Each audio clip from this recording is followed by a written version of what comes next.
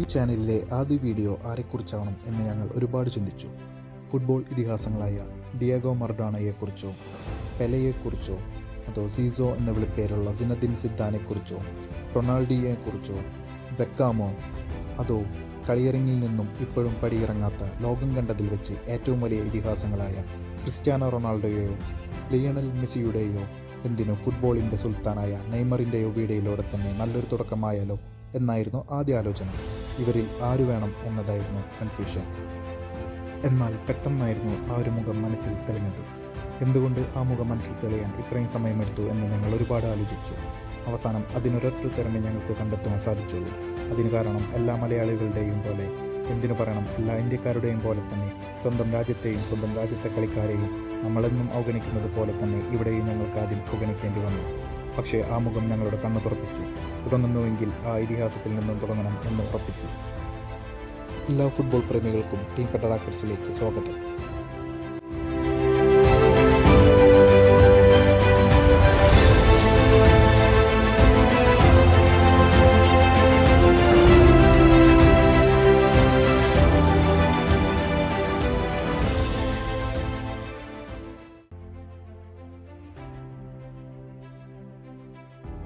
സ്വന്തം കഴിവുകൊണ്ടും കഠിനാധ്വാനം കൊണ്ടും തൻ്റെ പരിമിതികളെ കാഴ്ചക്കാരാക്കി നിർത്തിക്കൊണ്ട് പടവുകൾ ഓരോന്നും ചവിട്ടിക്കേറിയ, ഇന്നീ ലോകം പോലും ഒരു കാൽപന്ത് പോലെ തങ്ങളുടെ കാലുകളിൽ അമ്മാനമാടുന്ന ക്രിസ്ത്യാനോയെയും ലേയെയും കുറിച്ച് മാത്രമേ പുതുതലമുറയ്ക്ക് അവരുടെ ഇൻസ്പിറേഷനും മോട്ടിവേഷനും അടങ്ങിയ ഐക്കണുകളായി അറിയുകയുള്ളൂ.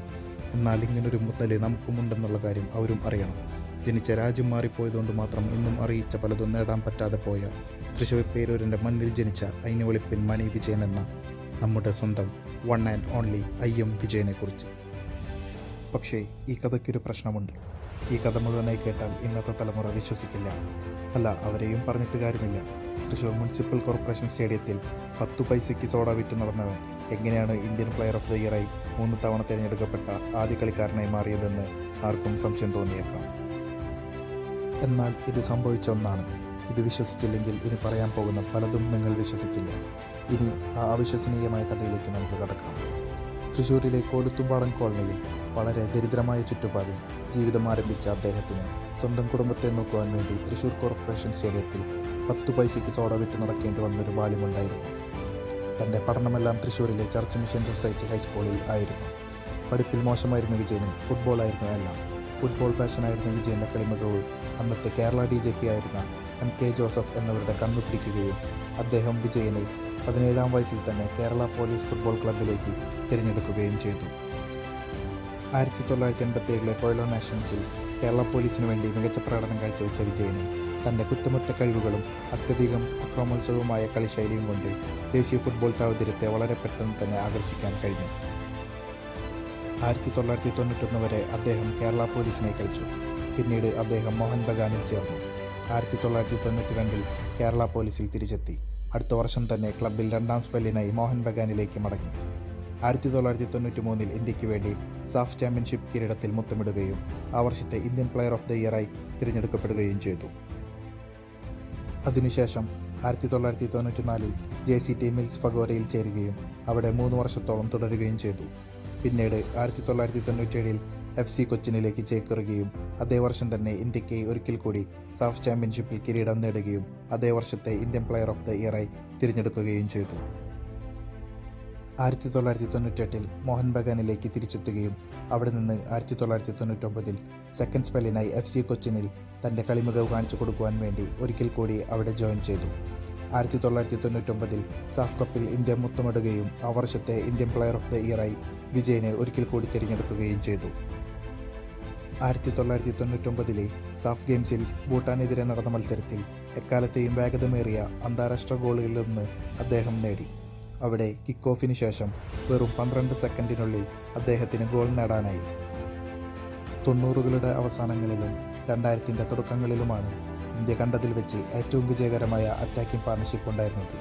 അന്ന് ഇന്ത്യക്ക് വേണ്ടി വിജയൻ്റെ കൂടെ അറ്റാക്കിങ്ങിൽ ബൂട്ട് കെട്ടിയിരുന്നത് മറ്റാരുമല്ല, സാക്ഷാൽ ബൈചുങ് ഭൂട്ടിയാണ്. 2001 ഈസ്റ്റ് ബംഗാൾ ക്ലബിൽ കളിച്ച അദ്ദേഹം 2002 തിരികെ JCTയിലെത്തി. 2 വർഷം അവിടെ തുടർന്നതിനു ശേഷം 2004 ചർച്ചിൽ ബ്രദേഴ്സിലേക്കായി പന്തുതട്ടി.